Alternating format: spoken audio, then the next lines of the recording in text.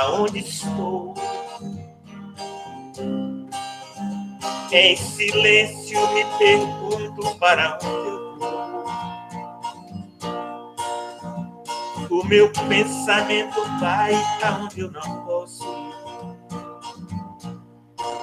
Pra onde vou? Vou buscar em Deus as verdades que eu preciso. Já ouvi falar alguma vez que existe um novo mundo para ser feliz. Só depende do melhor que eu fizer. Só depende do melhor que eu fizer.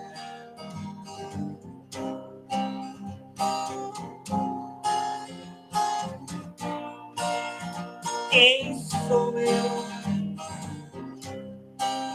Aonde estou? Em silêncio me pergunto para onde eu vou. O meu pensamento vai aonde eu não posso ir.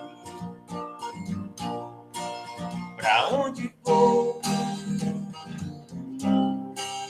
Vou buscar em Deus as verdades que eu preciso. Já ouvi falar alguma vez que existe um novo mundo para ser feliz. Só depende do melhor que eu fizer. Só depende do melhor que a gente fizer.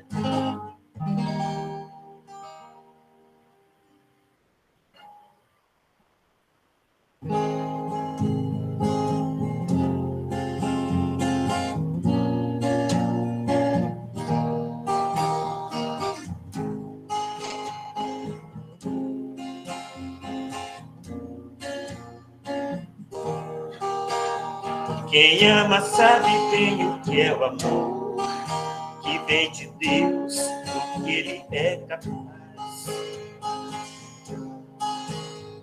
Quem ama não tem tempo para sofrer, nem se envolver com coisas tão banais.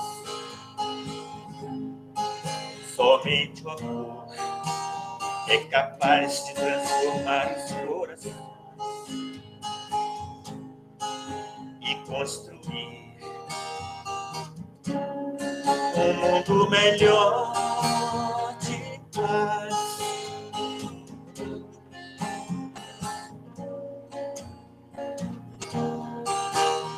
Pratique então para sempre esse amor que vem de Deus e que também te faz. Cultive a semente onde estiver, segue sempre amando com fé.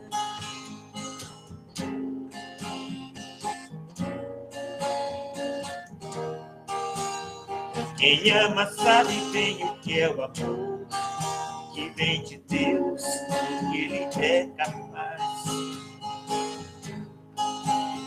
Quem ama não tem tempo para sofrer, nem se envolver com coisas tão banais.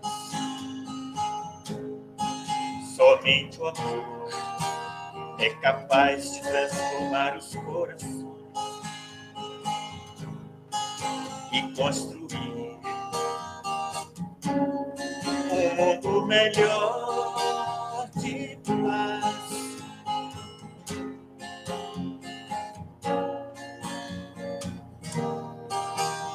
Pratique então para sempre esse amor que vem de Deus e que também te faz.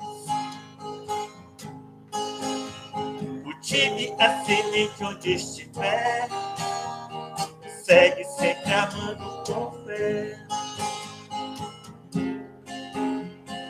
Segue sempre amando com fé. Segue sempre amando com fé. Já, Maiara, pode gravar. Bom dia, pessoal. Seja bem-vindo à Fraternidade Espírita Irmão Chico. Pode pôr gravar.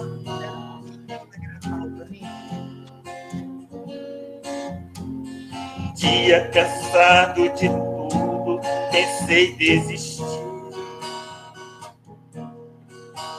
Eu vivia sozinho, calado, coração magoado, sem saber onde ir. Não sabia que dentro de mim uma força existia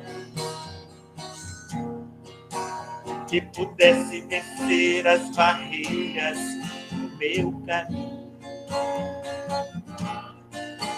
Foi então que uma voz me falou do alto de uma montanha, e essa voz soou em meu ouvido com uma força. Eu ouvi essa voz me dizer coisas tão desconhecidas, e falou que as dificuldades são coisas da vida. Que eu tivesse a coragem, a fé, e seguisse em frente o meu caminho. Nem o Filho de Deus neste mundo está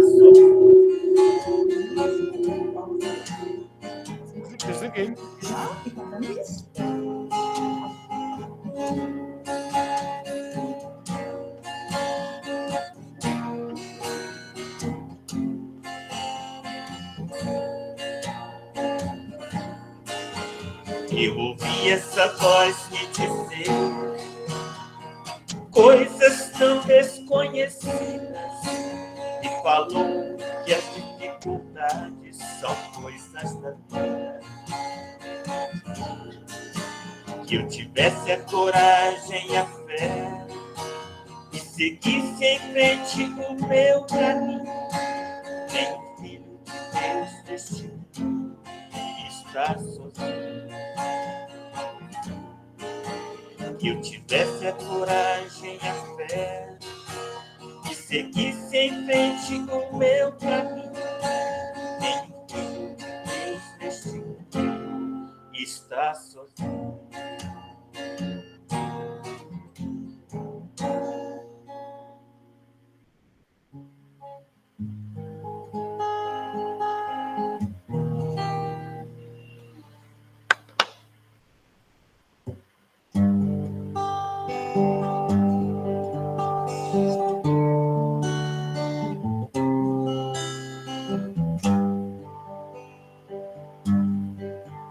No alto daquele monte, falava para a multidão, falando com seu jeito simples, mas tocava o coração.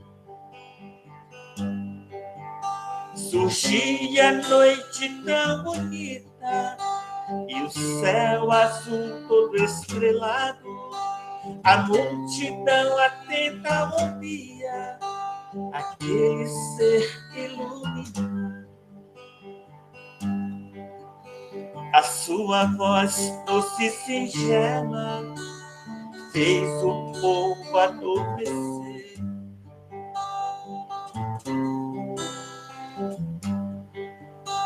A sua voz doce e singela fez o povo adormecer.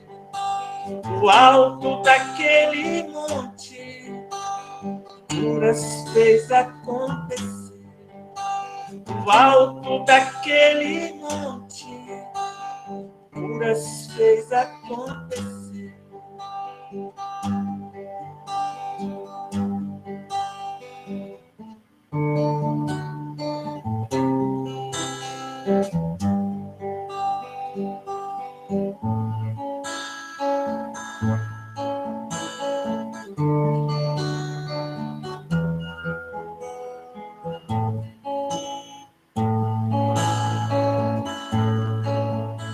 A terra toda se estremece aos olhos de Deus. A natureza triste chora a sua destruição. O homem finge não saber todo o mal que ele causou, destruindo aqui na terra o que ele não plantou. Quando falta à sua mesa o pão de cada dia, ele culpa a natureza e diz que não sabia. O céu que a todos oferecem a luz do sol para se aquecer. Deus, bondade infinita, é quem nos faz viver. Por tudo isso, quero aprender a perdoar, sentir a força do bem, voar nas asas leves do amor, do amor. Por tudo isso, mergulhar no céu infinito, saciar a minha sede de paz. Por tudo isso, Deus, eu grito. Por tudo isso, quero aprender a perdoar, sentir a força do bem, voar nas asas leves do amor, do amor. Por tudo isso, quero aprender a perdoar, sentir a força do bem, voar nas asas leves do amor, do amor. Por tudo isso,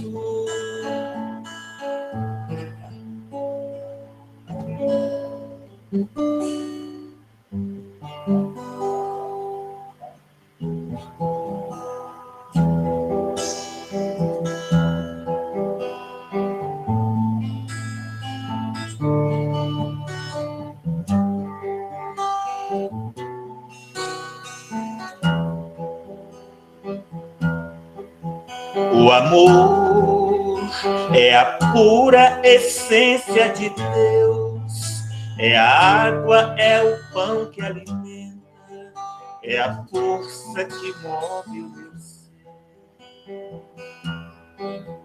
O amor é a fonte que nasce no monte, é a chuva que cai sobre a terra, é o brilho do sol no horizonte.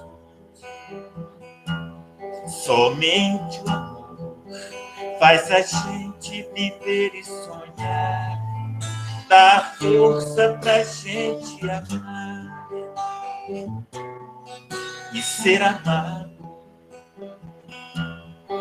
Quando se ama, o verdadeiro amor é assim, é paciente, compreende, perdoa, deixa esse amor nascer em ti.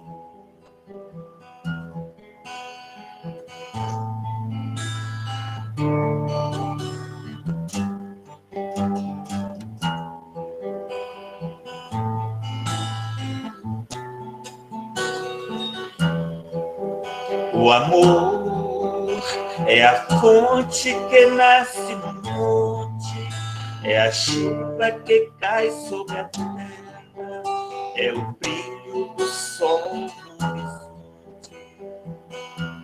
Somente o amor faz a gente viver e sonhar, dá força pra gente amar e ser amado. Quando se ama, o verdadeiro amor é assim, é paciente, compreende, perdoa, deixa esse amor nascer em ti.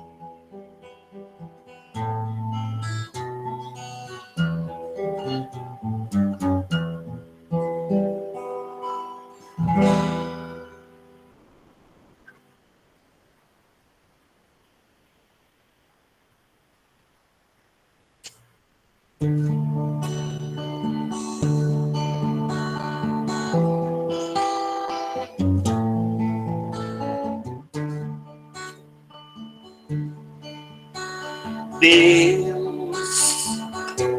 em ti confiarei, contigo estarei, preciso de ti. Deus, segura em minhas mãos, me envolva em seus braços, toca meu coração. Por toda a minha vida te louvarei, nos pensamentos meus te buscarei. Em ti é que eu encontro a paz que tanto espero e o amor que tanto quero, somente em ti encontrarei.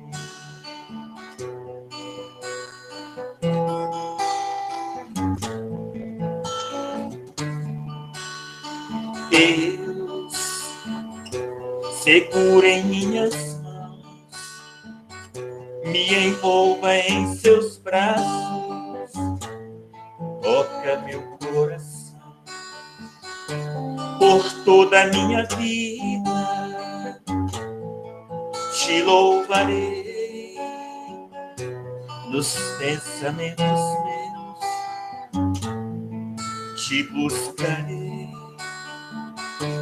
Em ti é que eu encontro a paz que tanto espero e o amor que tanto quero, somente em ti encontrarei. Em ti é que eu encontro a paz que tanto espero e o amor que tanto quero, somente em ti encontrarei. Encontrarei.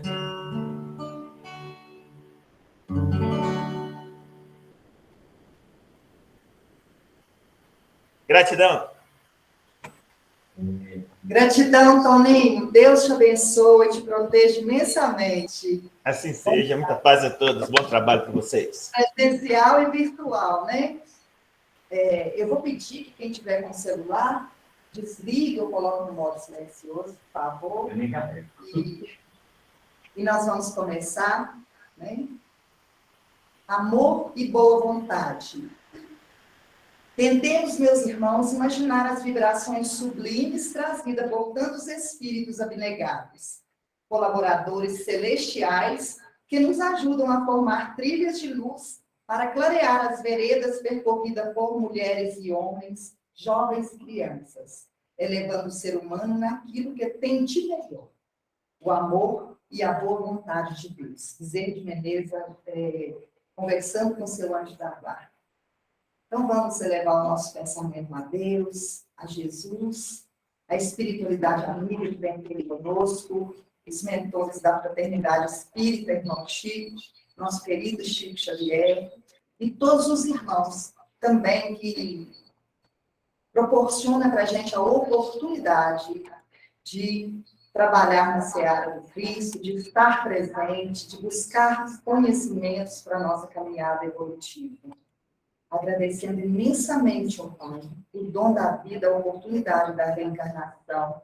Agradecendo, Pai, esse dia lindo que o Senhor nos proporcionou, com mais 24 horas para a gente escolher fazer o que quiser, dentro do nosso livre-arbítrio, Senhor. O Senhor nos dá tanta coisa para escolher. E que possamos, Senhor, escolher o melhor para nós, segundo a sua vontade. Esteja, Senhor, abraçando todos que aqui estão presentes virtualmente, também os nossos familiares, todos os nossos irmãos de caminhada, todos aqueles que caminham conosco e hoje que não puderam estar. Rogo, Senhor, por todos os nomes escritos ali em caderno de prece. Peço, Senhor, que fluidifique nossas águas. E cuida, Senhor Jesus, de todos os nossos irmãos que sofrem nos 2 planos de vida, colocando os nossos irmãos com depressão, com pensamentos suicidas, irmãos hospitalizados, em leitos de dor. Pai, rogamos por todos que, neste instante, gritem aflição. E te pedimos inspiração, te pedimos que cuide do nosso expositor, que ele nos traga ensinamentos benéficos na caminhada evolutiva. Que assim seja, Senhor. Graças a Deus. Eduardo, hoje nós temos o Eduardo, né? Durante a pandemia a gente não teve a oportunidade de estar junto com ele, então hoje ele nos presenteou com a presença. Você tem 1 hora para falar para nós. Não tem um negocinho do lado. Recebemos. Luiz vai escrever. Bem, que o Mestre Jesus possa nos auxiliar, nos incluir nesse momento, em que nós buscamos ler algumas reflexões sobre o capítulo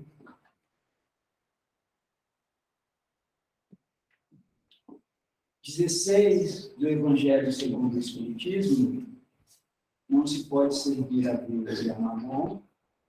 E a base para a nossa fala é a parábola do mal rico. A ideia é a gente entender alguma coisa a respeito do desprendimento dos bens terrenos. Agora, essa parábola maravilhosa, como todas as do Mestre Jesus, carece de algumas considerações antes da gente entrar diretamente na conversa sobre o desprendimento dos bens materiais, porque ela vai nos conduzir a esse raciocínio. Então, a gente vai ler aqui a parábola, depois nós comentamos alguma coisa. Ela está anotada por Lucas, no capítulo 16, versículos 19 a 31. Lázaro, o rico e Lázaro. Certo homem era rico e vestia-se de púrpura e linho finíssimo, e leviano banqueteava-se todos os dias alegremente. Certo mendigo, de nome Lázaro, todo em chagas, fora deitado diante do átrio dele. O átrio era na varanda da casa. Desejando saciar-se com o que sobrava da mesa do rico. Mas até os cães vinham dele às vistas. Aconteceu, porém, morrer o mendigo e ser levado pelos espíritos ao seio de Abraão. Morreu também o rico e foi sepultado. No Hades, estando em provação, levantou seus olhos e viu Abraão ao longe e Lázaro em seu seio. Essa é a visão do rico. E ele chamou, dizendo: Pai Abraão, compadece-te de mim e envia Lázaro que mergulhe na água a ponta do seu dedo e refrigere a minha língua, porque sofro muito nessas chamas. Abraão, porém, respondeu: Filho, lembra-te de que recebeste teus bens em tua vida. Igualmente, Lázaro recebeu os males. Agora, pois, ele foi aqui consolado, mas tu sofres. E nestas regiões todas, entre nós e vós, estabeleceu-se imenso abismo, de tal forma que os que querem passar daqui para vós não podem, nem os de lá passar para nós. E ele disse: Peço-te então, ó Pai, que envies a minha casa, a casa de meu pai, perdão, peço-te então, ó Pai, que o envies ao Lázaro, à casa de meu pai, porque eu tenho 5 irmãos, de modo que os avise, para que também eles não venham a este lugar de provação. Mas, disse Abraão, eles têm Moisés e os profetas, e os ouçam. Replicou ele, não, pai Abraão.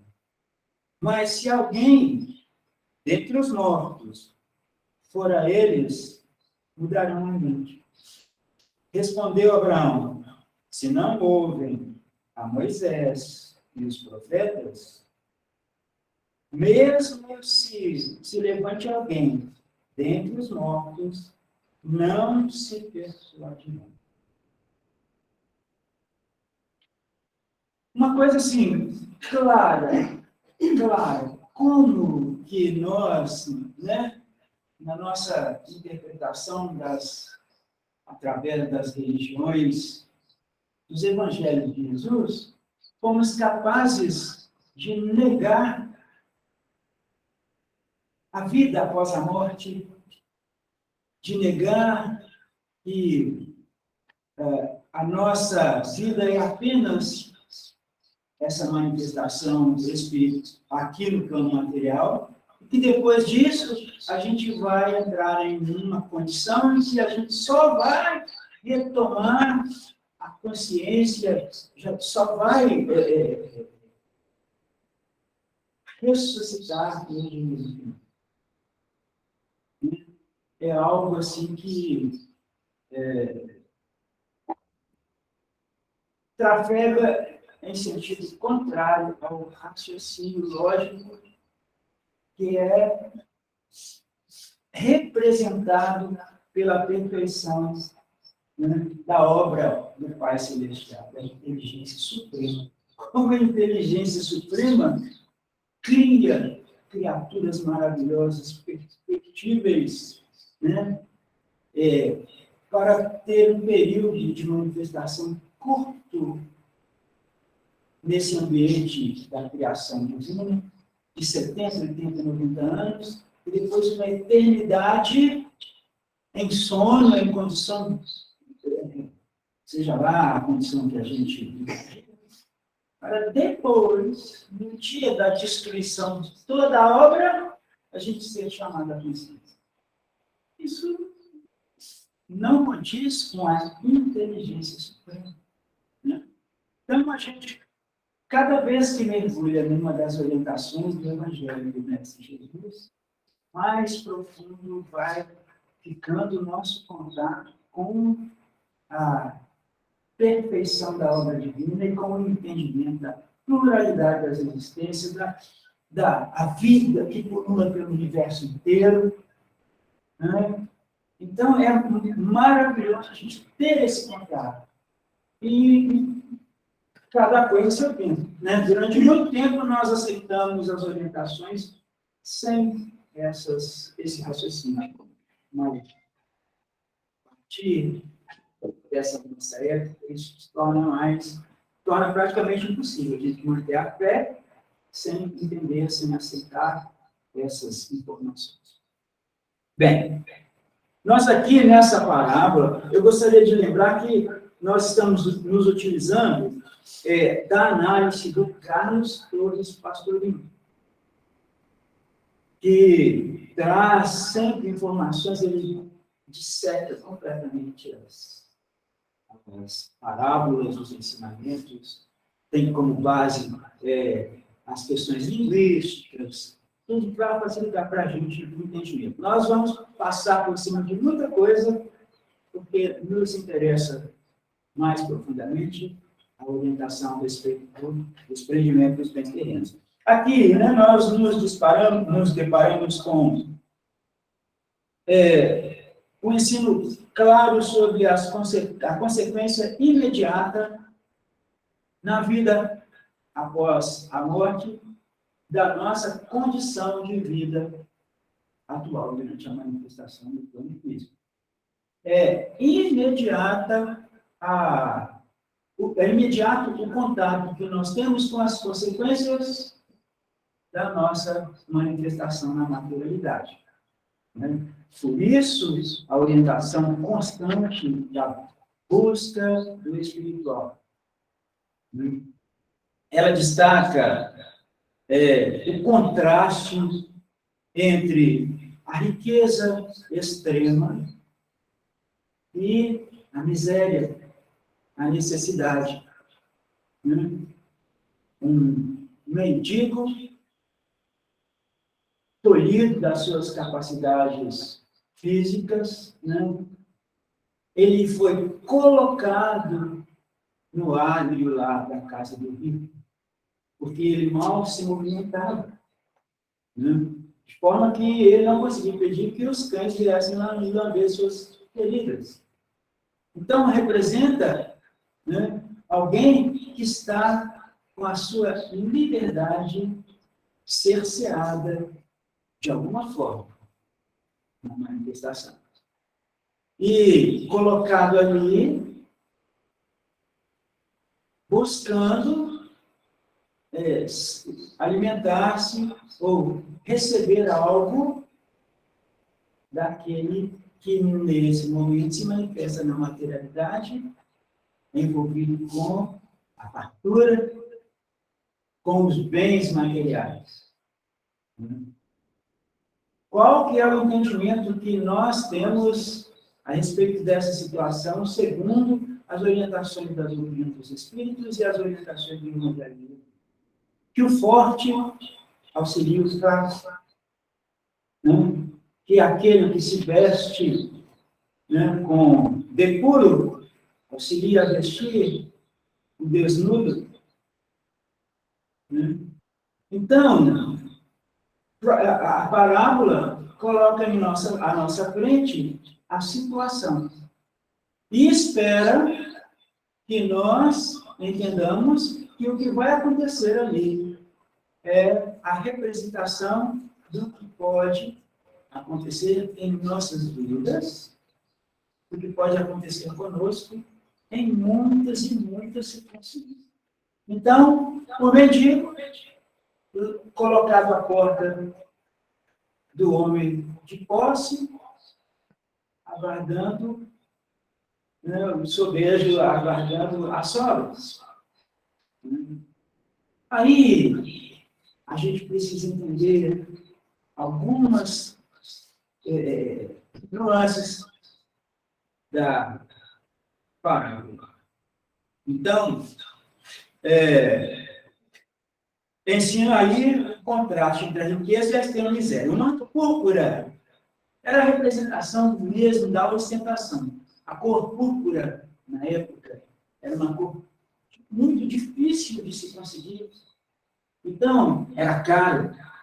O pigmento que gerava a cor púrpura era um pigmento caro. Só a gente de posse tinha. Então, se você queria demonstrar a ostentação, em vez de ter Ferrari, em vez de usar as grandes marcas, você usava o púrpura. Identifica alguém de posses.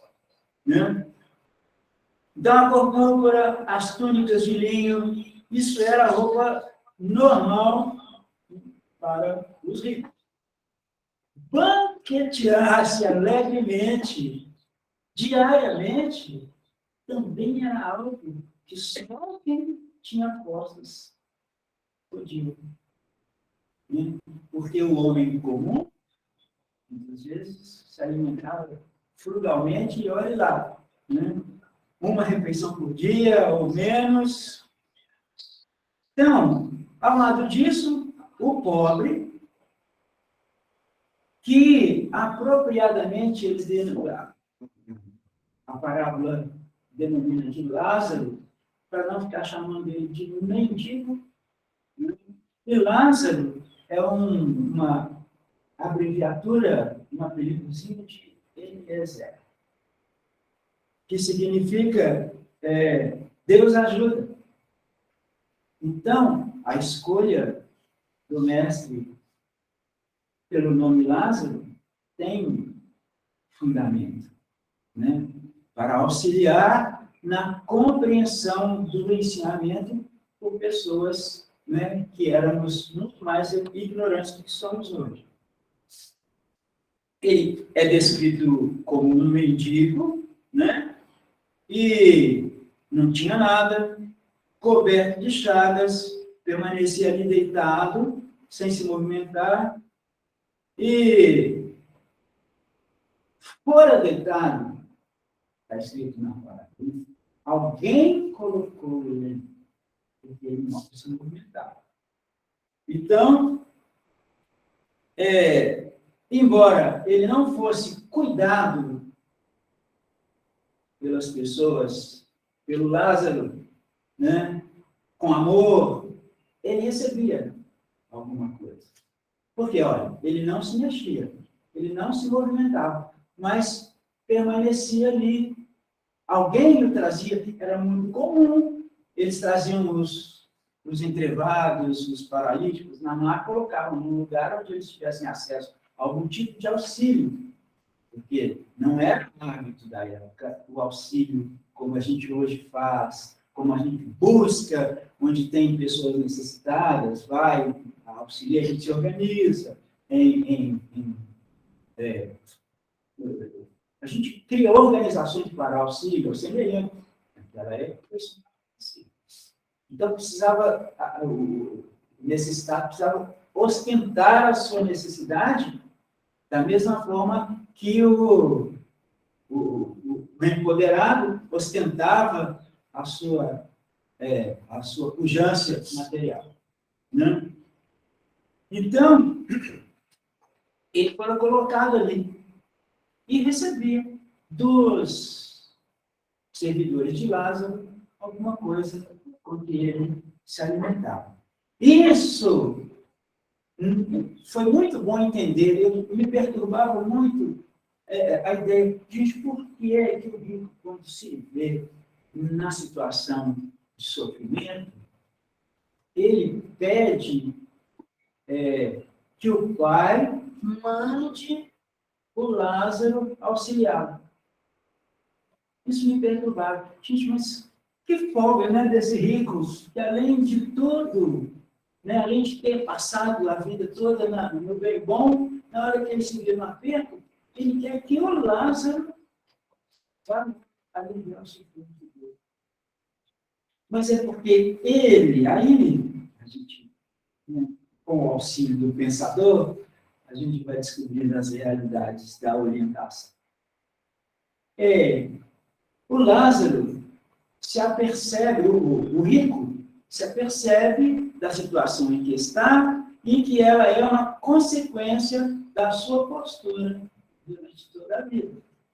Mas aí ele se lembra que, de alguma forma, o mendigo, o Lázaro, foi auxiliado. Não foi com amor, não foi com a disposição que deveria, mas ele foi auxiliado. Então, ele cria coragem para pedir, lembrando-se das migalhas que ele permitiu que fossem direcionadas ao necessitado, ele pede que esse que foi auxiliado, por sua vez, auxilie, já que ele está numa condição muito melhor. E ele pede pouco, né? A pontinha do dedo na água para aliviar a sua língua. Ele não tem nem coragem de pedir muita coisa, mas ele pede, né, dessa forma. Ele se vê, por isso, encorajado. Olha só. Pastorini fala aqui o seguinte, uma das interpretações que ele prefere, baseado na tradução, ele pensa o seguinte, o que sobrava da mesa do rico, né, a precisão, as migalhas que caíam, essa expressão toda aparece em inúmeros manuscritos. Então, ele entende que realmente havia um auxílio para o Lázaro vindo da casa do rico.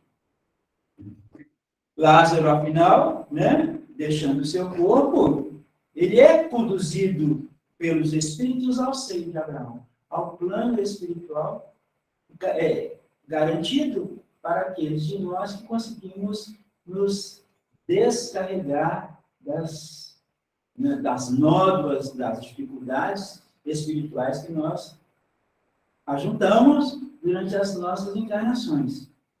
O fato de Lázaro estar na condição de mendigo é uma consequência da atitude semelhante à do rico atualmente, que ele teve todas as oportunidades de vida.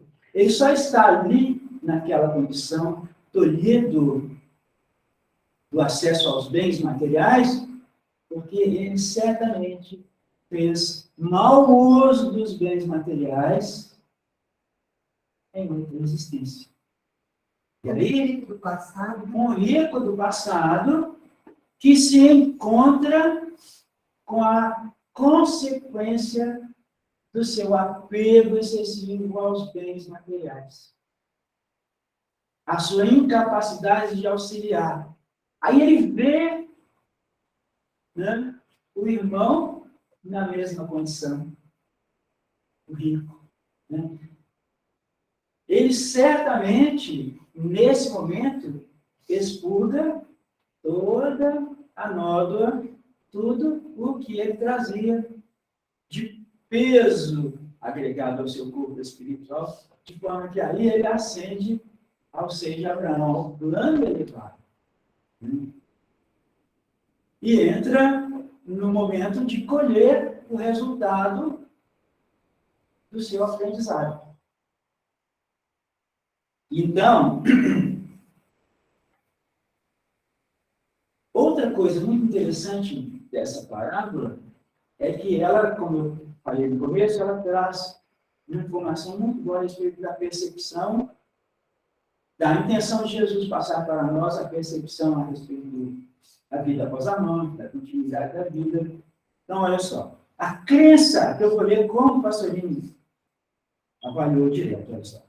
A crença israelita da época dizia que todos os desencarnados se localizavam num só sítio, o Sheol.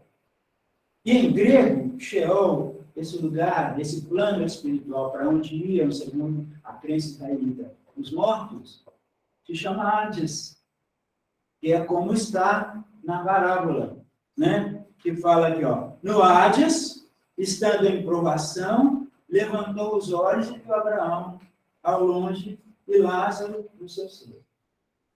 Então, o Hades é o plano espiritual segundo a crença israelita. Eles ainda não tinham completamente a percepção, mas eles tinham bem já a ideia de que algo mais acontecia depois da morte, né? E lá se encontravam em vários planos os bons, os maus, os santos, os criminosos, os patriarcas, os ladrões, e todos se viam, podiam se comunicar. Não era, portanto, em absoluto a ideia de céu e inferno, que posteriormente se formou em muitas seitas cristãs. O rico não foi sepultado no inferno, como a gente depreende inicialmente. Né? Ele foi sepultado, o sepultado ali, segundo as tradições da época, foi sepultado com as homenagens de prato, o prato normal. Por quê?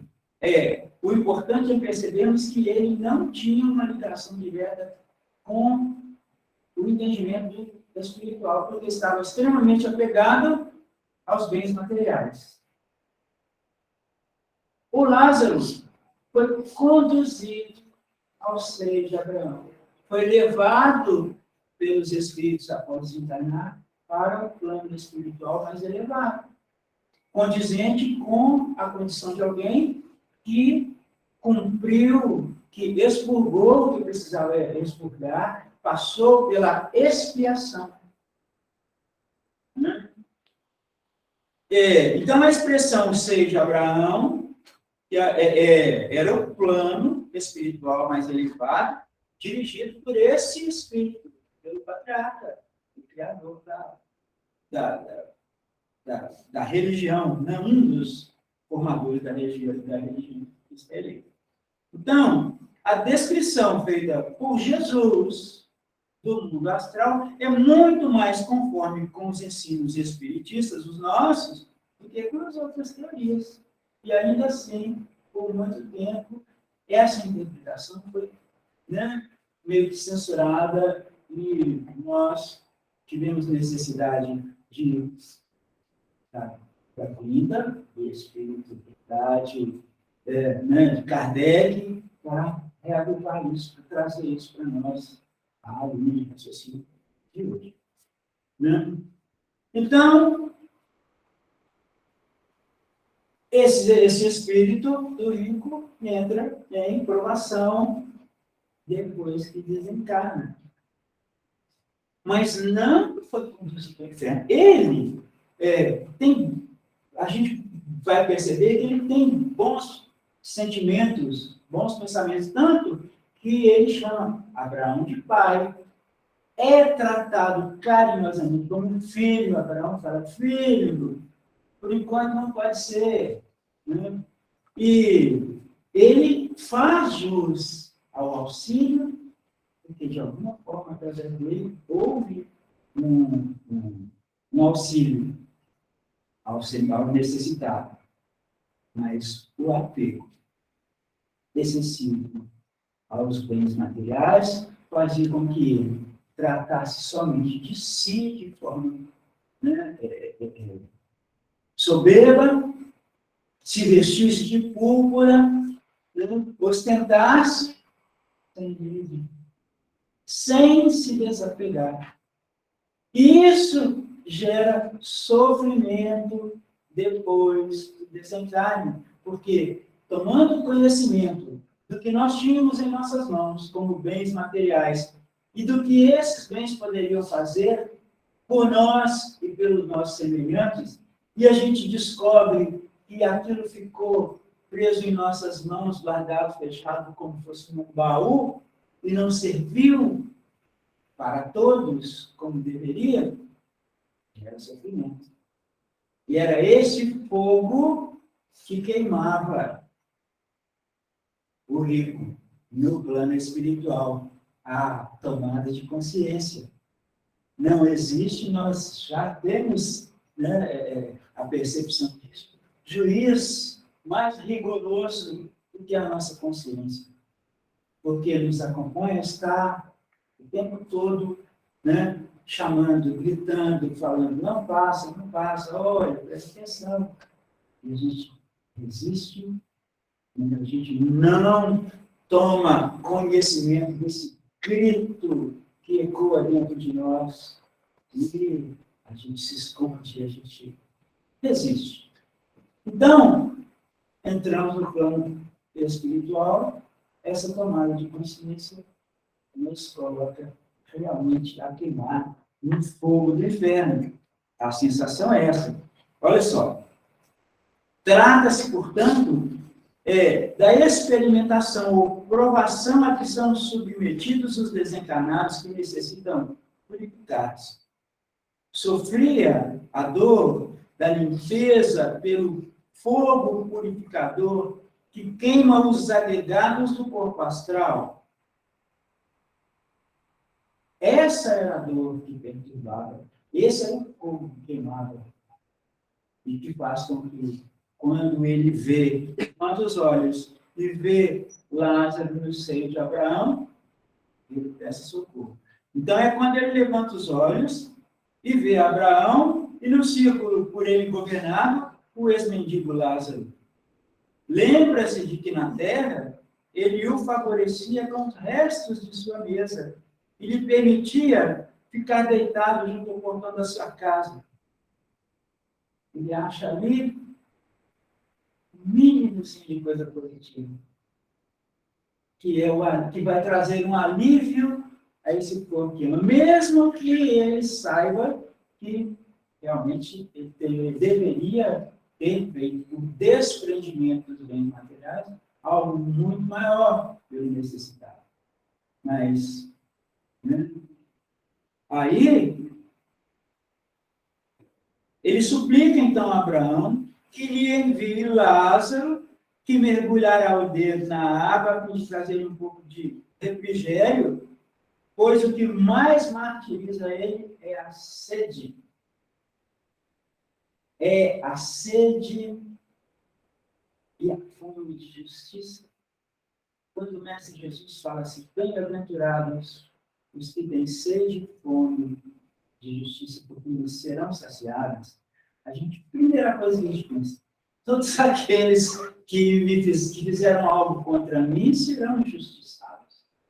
Mas, na verdade, a ideia que Jesus quer trazer para nós é que toda vez que nós tivermos sede e fome de justiça, pelos sofrimentos que nós infligimos ao nosso semelhante, pelos sofrimentos que nós deixamos de aliviar, toda vez que nós sentimos fome e sede de justiça dessa forma, nós seremos saciados, porque perdemos a oportunidade. Então, o que mais me martirizava era a sede. E ele pede pouco, uma gota de água, porque também era pouco, e ele tem consciência disso.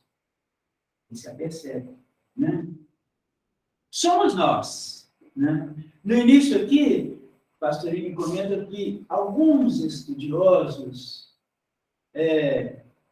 chegaram a considerar que essa parábola ela refletia um acontecimento real, né? Mas a maioria é quase consensual de que não, isso é realmente uma parábola da qual Jesus se utiliza para nos trazer um ensinamento muito grande a respeito da nossa relação com os bens materiais, da necessidade nossa de vermos a possibilidade do auxílio ao semelhante sempre. Né? Aí Abraão responde, filho, né? Nesse momento, isso não é possível. O rico recebera todas as facilidades e delas se servira abusivamente, não cogitando de com elas servir generosamente. Não se desapegou. O bem material estava em suas mãos para ser dividido, para ser espalhado, gerando bem-estar e auxílio e ainda lucro. Porque o lucro, você se beneficiar dos bens materiais que a gente movimenta de forma equilibrada, é natural que recebamos, que oferamos lucro com isso. Né? É assim que deve ser. Só que precisa ser com desapego, visando, além de nos sustentar, fazer o melhor possível à nossa volta. Né? Então,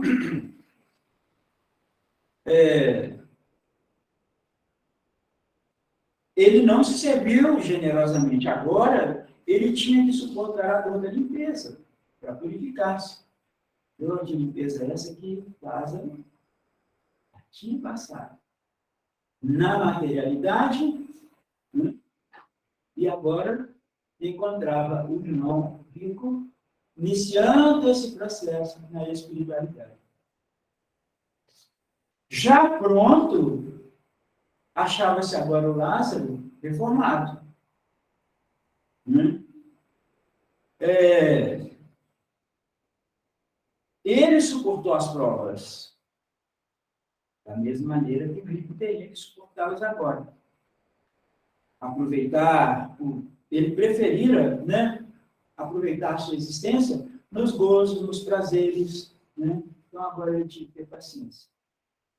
Passar pela tomada de consciência e futuramente mergulhar na vida sem a possibilidade dos bens materiais e repetir-se na prova, assim como Lázaro o estava fazendo. O rico compreende essa lição. Ele tinha boas tendências, né? E ele Quando toma consciência dessa condição, dessa necessidade de movimentar melhor os bens materiais, ele se lembra dos irmãos que permaneceram na materialidade. E aí ele pede ao pai Abraão, ó, já que é assim, agora eu entendi, realmente, será que a gente pode fazer alguma coisa pelos meus irmãos que ficaram lá na terra e que estão na mesma condição que eu? Manda lá o Lázaro, que já sabe de tudo, de todas essas coisas, fala para ele lá. Ele sempre se lembrando do pouquinho de bem, é o único apego que sobrou aí, o bem que ele diretamente fez. Então, baseado nisso, ele busca algum tipo de amparo, algum suporte. Vai lá, fala para os meus irmãos, mostra para eles que o bem material não é para ser utilizado da forma que a gente estava usando. Fala com ele. Mas nós resistimos muito às orientações, né? Aí Abraão fala, olha, eles têm Moisés e os profetas. Assim como nós tivemos Jesus, assim como hoje nós temos a doutrina espírita, que vem e mostra para a gente claramente como é que a gente tem que fazer com os bens materiais, como a gente tem que se movimentar, e a gente resiste. Igualzinho fizemos, né, 2000 anos atrás, ou antes ainda, né? A gente se vê hoje, vendo, por exemplo, irmãos esperando o retorno de Jesus, quase que numa carruagem de fogo, para destruir os inimigos, os adversários. Igualzinho esperavam o Messias. Nós estamos nos repetindo. Aí, o Messias vem de uma forma simples, sem o apoio, sem o amparo dos bens materiais, sem a carruagem, sem o ódio ao inimigo, né? Vem mostrar que somos todos irmãos. Da mesma forma que hoje a doutrina espírita chega informando que Jesus virá assim, não do jeito que a gente anda esperando, sim? É parecido com o texto, mas é uma coisa que me faz. Por exemplo, a gente hoje já tem essa, falando da visão das pessoas a respeito da vida do Messias, dessas ilusões que ainda temos, vem passar de geração em geração, essas hoje a gente sabe que equivocadas, né? Essas visões equivocadas do plano espiritual, dessa vida de Jesus. A gente está aqui, né, de todos que estão aqui, né, em vários lugares, a gente tem uma noção que isso não é a realidade, é convicto dentro da gente, não é porque o outro fala. A gente já esclareceu isso dentro da gente que as coisas não são dessa forma. E, então, assim, em outra encarnação anterior, será que a gente já estava preparando para chegar nesse momento de hoje já compreender isso? Certamente. E numa futura, a gente vai manter esse já entendimento, ou a gente, né, a gente vem num lugar que não tem, a gente não seja espírita, não esteja dentro do meio esclarecido, a gente ainda vai ter essa concepção dentro da gente? Sim, é esse funcionamento perfeito. É isso que vai garantir que a posteridade de Abraão cubra a terra. Que todos se convertam. Por quê? Vamos sair desse contexto que nós conhecemos? Vamos ver assim, ó, somos palestinos e judeus, né? E nos batemos há quanto tempo, né? Por causa da terra, nós nos degladiamos como judeus e palestinos desde o início desde a segunda metade do século XX. A gente está nessa luta ferrada por causa da terra, né? Aí eu desencarno palestino odiando o israelense. Chego no plano espiritual, igual o rico aqui, eu tomo um susto. Olha, mas então quer dizer que nós somos todos irmãos mesmo? E o que eu fiz, esse ódio que eu carreguei, você agora vai ter que retornar. Você retorna como judeu. Né?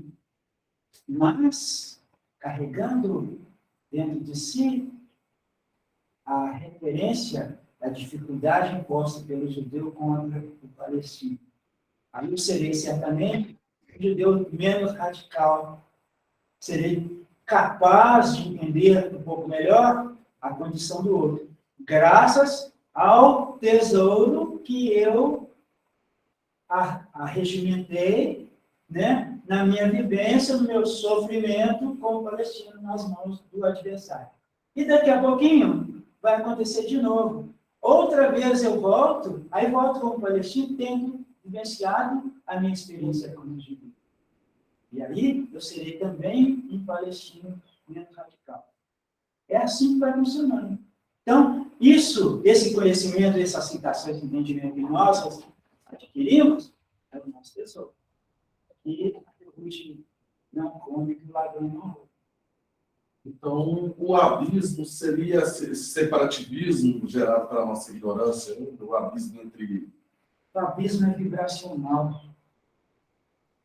É o abismo causado pelo meu comportamento ainda. Né? O sofrimento nos depura o espírito, nos torna mais compreensivos, conscientes das nossas falhas. Isso, por si só, gera uma subida vibracional, né? Uma elevação vibracional e que nos coloca distantes daqueles que ainda não tiveram essa tomada de consciência. Por quê? O apego, né, as marcas, a nódoa que alcança o nosso corpo espiritual, ela tem um peso específico. E a gente não se eleva. Por que é que o espírito mais ignorante, mais renitente no mal, ele gravita para os abismos? Ele desce peso específico agregado ao corpo espiritual. Então, é o que faz a diferença. Então, quando Lázaro expurgou-se das dificuldades, entendeu que o desapego ao bem material, ele torna-se mais leve e eleva-se ao seio de Abraão, né, ao plano espiritual. E apesar, aqui fica claro que os espíritos se comunicam. Ele pode ver. E a gente sabe que no plano espiritual é possível a comunicação entre planos vibracionais diferentes. Mas a ascensão é mais difícil. O elevado desce com mais facilidade. Mas nós estamos carregados de peso de redução. Então, esse é um abismo, né, vibracional. Aí, então, o rico, tomando consciência, né, lembra-se dos irmãos, pede ao pai Abraão que mande lá. Vai lá. Manda o Lázaro explicar, né, os meus irmãos. A gente já sabe que a gente fez isso. É por isso que nós nos lembramos do momento atual em que nós continuamos, muitos de nós, esperando Jesus de uma forma, quando ele vai se manifestar, sim, mas é dentro de nós, a nossa transformação, na nossa elevação espiritual, na nossa compreensão, no nosso desapego aos bens materiais, na nossa disposição natural em dividir, em abrir mão de parte daquilo que a gente recebeu por empréstimo, para que fosse utilizado em favor de todos. Né? Nem todos de nós conseguimos movimentar os bens materiais com mestria. Né? Muitos de nós, ou nos tornamos pródigos e gastamos né, sem responsabilidade, ou nos tornamos avarentos e guardamos aquilo. E, então, a gente precisa realmente entender, aprender, que é essa condição que nós precisamos passar a nos movimentar nela, é que nos garante a elevação, é que nos garante o desenvolvimento como precisa ser. Aí, no finalzinho, a gente se lembra da orientação dos Espíritos no Evangelho a respeito dos bens materiais. Vale a pena a gente ler um pouquinho, né? Para a gente se lembrar do seguinte, olha só. A verdadeira propriedade. O homem só possui plena propriedade daquilo que lhe é dado levar este mundo. Tesouro adquirido através da compreensão, do conhecimento, do estudo, do trabalho, né? Esse é nosso. Esse a gente leva. E é esse que vai garantir as nossas próximas manifestações, isso vai transcender o véu do esquecimento. Porque a bênção do véu do esquecimento, que não nos deixa nos lembrar o tempo todo dos desvios, das dificuldades que nós infligimos ao nosso semelhante, ele é refratário ao que de bom a gente carregou, a gente adquiriu. Então, o que é positivo passa com mais facilidade por esse véu. A não ser que eu seja mesmo impedenido e que busque lá as coisas negativas e que elas façam muita pressão na nossa atitude atual. Mas, em linhas gerais, a gente é muito mais refratário ao positivo que a gente adquiriu. E isso nos sustenta, nos auxilia e faz com que a nossa próxima manifestação seja melhor do que a última. Né? Então, do que ele encontra ao chegar e deixa ao partir, goza ele enquanto aqui permanece. Forçado, porém, que é a abandonar tudo isso, não tem das suas riquezas a posse real. Vai ficar rico. O bem material ao qual eu me apeguei a vida toda vai ficar para os meus herdeiros. Ah, mas eu fiz isso mesmo para eu deixar para os meus filhos uma vida. Tá? Na maior parte das vezes, a gente lega aos herdeiros um motivo para as desavenças, para o desacordo, para o litígio, para a confusão. Conforme os feitos. Ou então, muitas vezes, a gente devolve àqueles de quem a gente usurpou os bens materiais. O que é, então, que a gente possui? Nada do que é de uso do corpo e tudo que é de uso da alma. A inteligência, os conhecimentos, as qualidades morais, isso, o que ele traz e leva consigo, o que ninguém pode arrebatar, o que ele traz e leva consigo. Ou seja, a coisa boa que eu adquiri, que eu movimentei na minha última encarnação, eu trago comigo. Né? Coloco em prática, divido com o meu semelhante, e isso eu levo para a próxima. No campo mais perto que eu posso encontrar. Mais perto da próxima. Mais fácil de lidar na próxima. Me vem sempre à mente o bolsão de miséria. Por que no nosso planeta, né, ainda tem bolsões de miséria? A gente, né, vira na nossa volta lugares em que, né, produz alimento fartamente que produz riqueza, tem sempre pontos de miséria.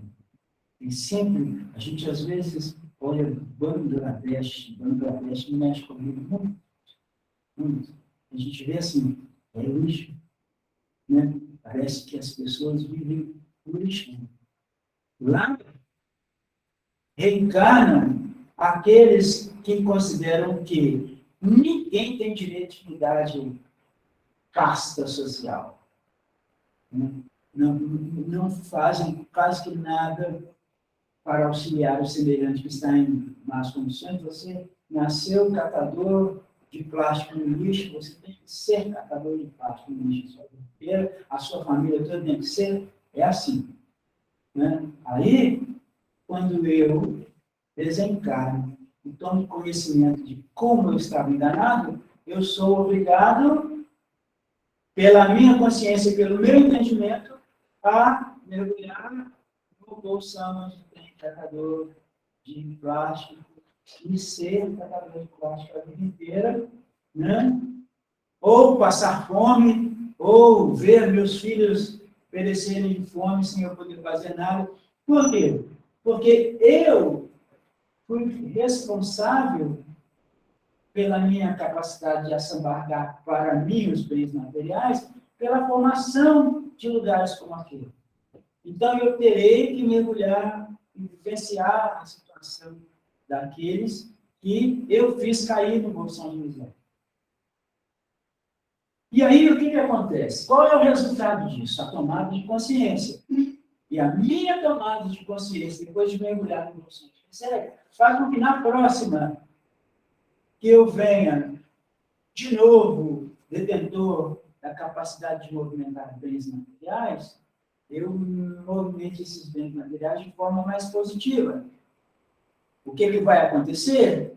Eu vou buscar auxiliar os meus irmãos que agiram como eu agi e que estão lá nessa condição de miséria, a sair da miséria.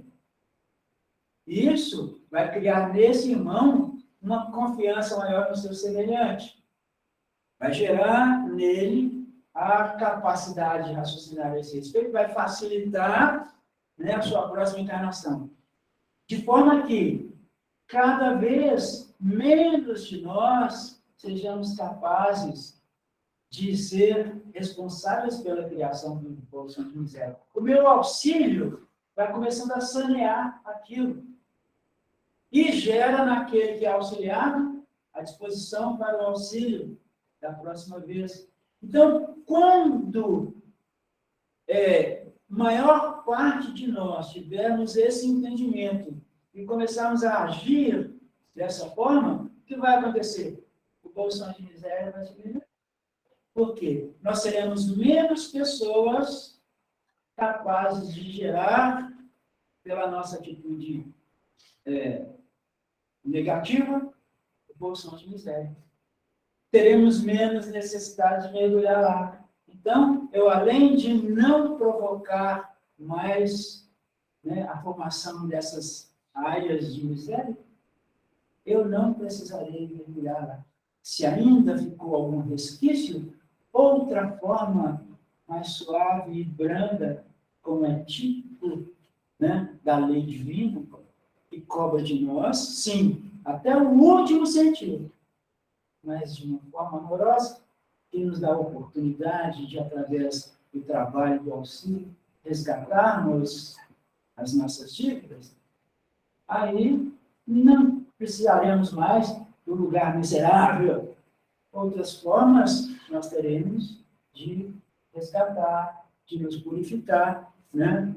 Aí o planeta vai aos pouquinhos se equilibrando. Isso tem acontecido. A gente acha que não, mas nós, como seres humanos, temos melhorado muito. Nós temos nos organizado muito melhor na busca do auxílio ao nosso semelhante. Nós, naturalmente, temos sentimentos, né, de empatia para com os necessitados. Tudo isso vai aliviando o nosso caminho. vai tornando a nossa jornada mais fácil, vai nos afastando dos grandes erros, vai se tornando mais rápida a caminhada na direção do equilíbrio ao qual o nosso planeta está fadado. É equilíbrio. Né? Nós estamos no caminho correto. É certo que há momentos em que muitos de nós que ainda não nos... a gente ainda não tomou consciência clara dessa necessidade, temos oportunidade de vir e a gente se deixa levar pelas velhas e más tendências e atrasa esse caminho. Nós ainda promovemos guerras fratricidas, nós ainda somos assambarcadores, né? Ainda há muitos de nós envolvidos nisso, capazes de fazer assim, um país ou um grupo coletivo que caminhava de forma tranquila, dar uma parada, né? Nós estamos vendo aí nossos irmãos se degradando, né? Vizinhos, parentes, se matando, né? Por questões de orgulho, por questões de orgulho. Coisa que poderia ser resolvida de outra forma. Né? Mas por quê? Todos somos filhos de Deus. Todos estamos tendo oportunidade de reencarnar e de buscar exatamente essa condição de auxiliar, de distribuir os bens materiais, de dividir, de derrubar as fronteiras, né? Diminuir os obstáculos de auxílio, de comércio, né? De movimentação dos bens materiais, para que eles alcancem a todos de forma igualitária, equilibrada. Né? Não há possibilidade de nós dividirmos em partes iguais os bens materiais pelo mundo e eles permanecerem nessa condição de equilíbrio. Porque cada um de nós trata os bens materiais de uma forma. Então, se dividíssemos para todos no mundo os bens materiais do planeta em partes iguais e dessemos a cada um a mesma parte, 2 segundos depois, alguém que é mais perdurável teria gasto de maneira mais desequilibrada a sua parte, alguém que é mais hábil na movimentação dos bens materiais teria, né, sido o natural e honestamente o que teve lucro com aquilo, e logo essa divisão estaria desfeita, porque alguém perderia mais, outro ganharia mais. Então, essa possibilidade não existe. Mas, por enquanto, alguns de nós que somos mais hábeis na movimentação dos bens materiais, podemos e devemos movimentar corretamente esses bens de forma que eles sirvam a todos nós. A ideia é essa. Nós precisamos entender e pôr em prática. Quanto mais rápido possível nós conseguirmos isso, melhor nós estaremos caminhando para o planeta equilibrado com o qual nós sonhamos tanto. A gente agradece a atenção. Vamos fazer a prece. Então, vamos elevar a Deus, a Jesus, a espiritualidade superior, nossos pensamentos, as vibrações do nosso coração. Primeiro, em agradecimento pela oportunidade de nos reunirmos em nome de Jesus, em torno dos seus ensinamentos, busca da melhora, da transformação de que todos nós necessitamos. E pedimos que Ele e a espiritualidade nos auxiliem a vencer as nossas mazelas, a vencer as nossas velhas e más tendências, a nos tornarmos melhores, mais caridosos, menos orgulhosos, menos vaidosos, de forma que possamos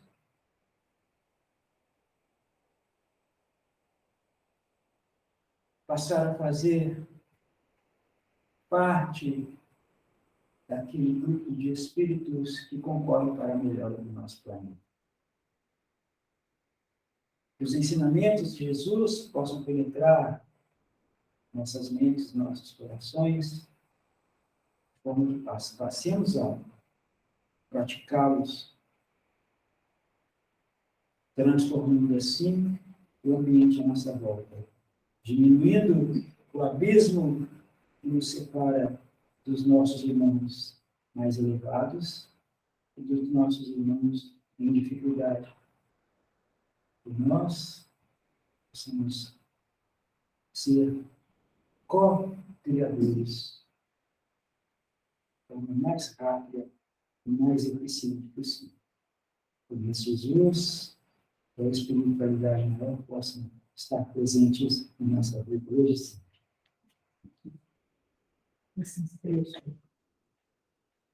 Gratidão, Eduardo.